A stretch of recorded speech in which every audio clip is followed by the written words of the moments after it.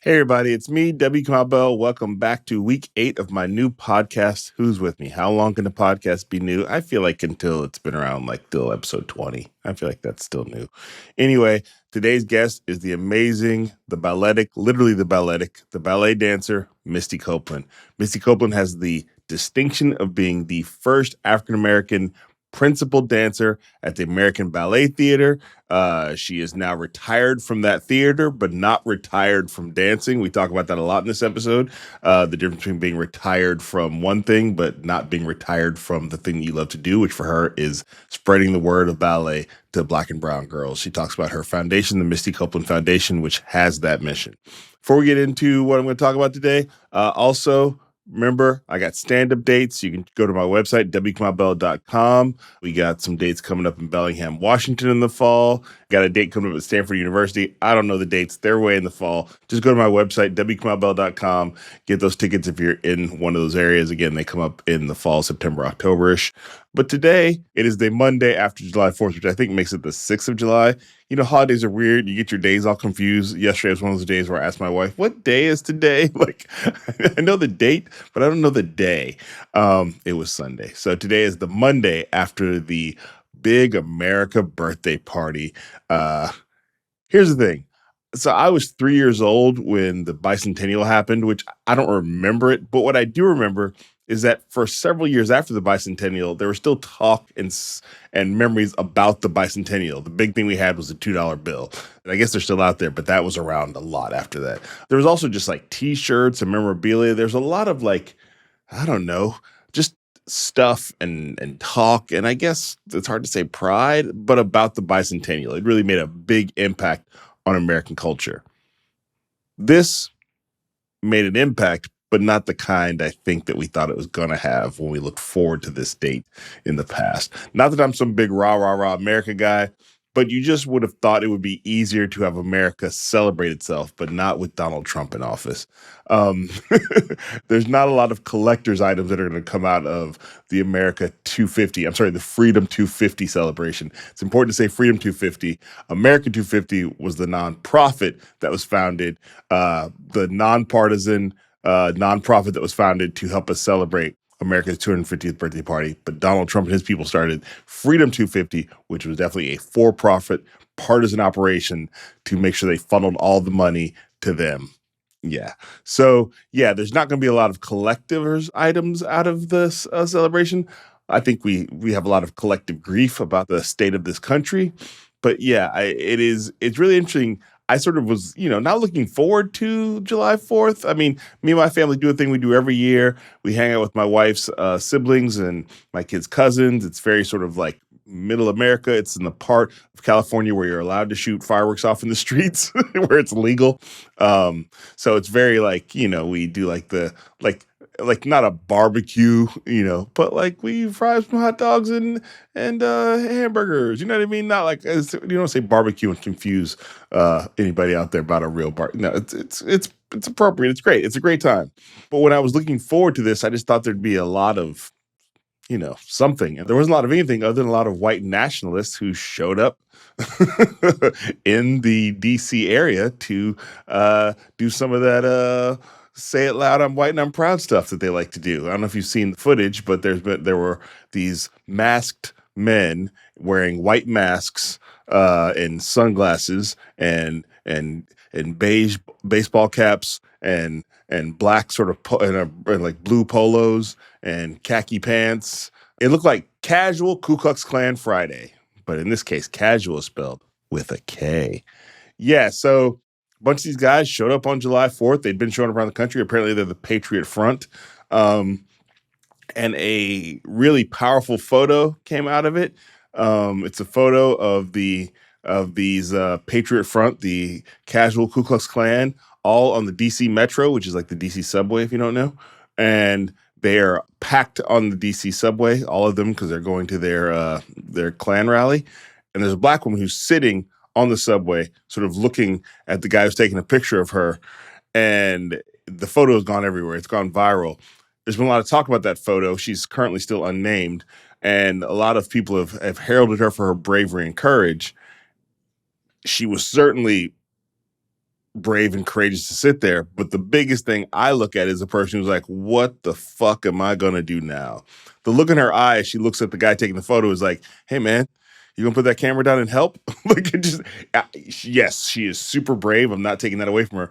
But I think by looking at the bravery, we're also skipping past the humanity of a person who is surrounded by virulent racists as she's just trying to live her life.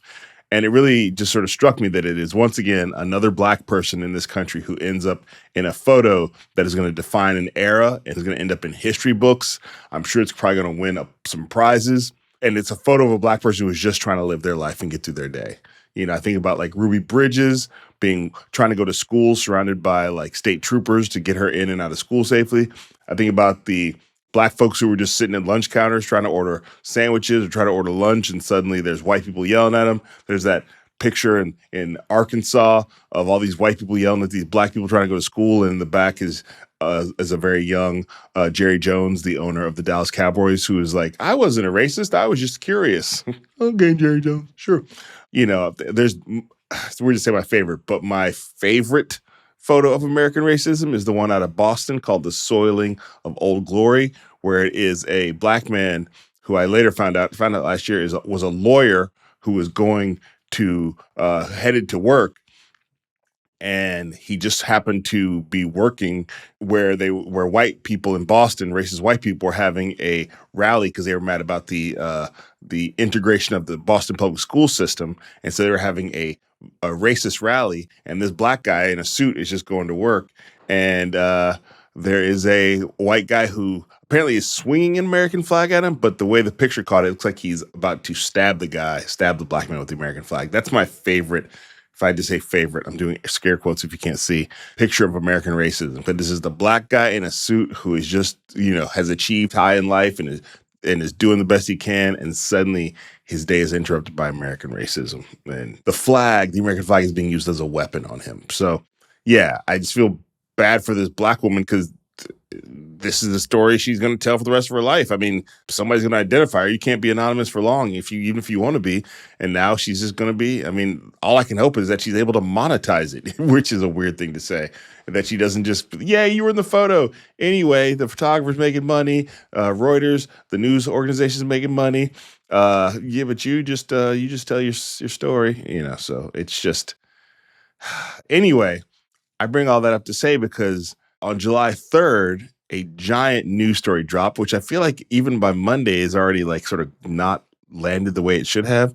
Representative Jared Huffman, who's a congressman out of California who I'd never heard of before, he dropped a 10-minute YouTube video and a 55-page report, which you can see on house.gov, that is titled From Vanity to Insanity, How the White House Cheated the American People Out of Their 250th Birthday, which actually feeds into the thing I'm talking about, how it just didn't feel, I mean, we knew like there was the concerts where artists dropped out and, there's all the footage coming out of like those women rehearsing on the stage, dancing, and a piece of the stage falls off. We knew this was not being run well. But he put out a 55-page report, Jared Huffman, saying that this whole thing was basically a shell company, Freedom 250, and a criminal operation from stem to stern, which is no surprise, but just the level of detail that Jared Huffman has put out there, that to me, the biggest thing is that, oh, this is a crime right now. It's not like inappropriate or not presidential. It's an active, ongoing crime scene. And I made a video for it. We can link that in the show notes. And one of the things I said is like, I would love it for the country's birthday that the president was arrested. Come on, Democrats, what are you doing? I said, Democrats, what are you doing? And a lot of people were like, Democrats aren't in power. They're not in control. I don't ever understand that because you always got to be doing something to get ready to be in control, or you got to be doing things to plan and strategize. I mean, as a Black person in this country, we would be nowhere if our ancestors had been like, well, what are we going to do? We don't have any power. We're enslaved. What are we going to do? So I don't ever subscribe to the like, there's nothing you can do. There's always something you can do, especially if you're in the type of leadership positions and power positions that Democrats are in. Whether they're not in power, scare quotes again, you have power. You're in a very privileged position. Again, luckily I live in the Bay Area, so my Congresswoman is Latifah Simon. I know she's working hard to get her ducks in a row when it's time to get that man. But it just feels like people are so apt to just like, well, the Republicans don't respect the rules and laws and power. Why are Democrats going to be like, we got to wait till November before we can do anything about this man destroying our country from the inside out? In the video I made, I actually also wrote a piece for my Substack where I compare all this to that scene in Goodfellas where Henry Hill talks about how the mob will enjoy hanging out at a restaurant and then they'll take over the restaurant and they will take advantage of all the restaurant's resources until they finally put so much debt on the restaurant and do so many crimes in the restaurant that they have to burn the restaurant down. And that's what Freedom 250 was. Donald Trump's burning down of America as a way to make himself more money. So I don't think we just stand here and let him burn it down. What can you do? What can you do? You're listening right now. I would say, first of all, on a very basic level, make sure you're registered to vote, just to make sure that when your election comes, you're ready to do something. And then the big thing is also register the people in your life around you who aren't registered to vote. Like, you can do it. You can hand them your phone. You can take it to vote.org and just, hey, here, register to vote. You can just, next time you're all together, I'm going to start doing that. Next time I'm with all my wife's family. I say my wife's family just because that's most of the family I got out here. But anyway, just take that and just say, hey, why don't you register to vote real quick? Are you registered? Just register to vote. It's not about asking them who they're voting for. Just register them to vote. Get them thinking about it. And also, again, let your Congress people know, let your senators know, let your mayor know, be polite, but call them on those numbers you can do. And there's a thing called 5calls.org, which will help you make calls to anybody you want, to your representatives, to let them know you're not happy about this and you'd like the president to be not just impeached, because that does nothing, but also arrested and pulled out of office. You can't arrest the president. There's so many things the right does every day that you can't do. I'm ready for some can't on this side of things. Anyway, today's episode is with the awesome, the incredible Misty Copeland. We talk about her career. We talk about her collaborations with a man named Prince Rogers Nelson. We talk about, actually, I talk a lot about the beef with Timothy Chalamet. I don't think she had beef with Timothy Chalamet, but remember Timothy Chalamet basically said that ballet was a dead art when he was doing his Oscar campaign. That campaign didn't go well. I wonder why. But so Timothy Chalamet, and I talk a lot about that because she had some clap back for it. And also she performed at the Oscars doing ballet at the Oscars. So we talked about that.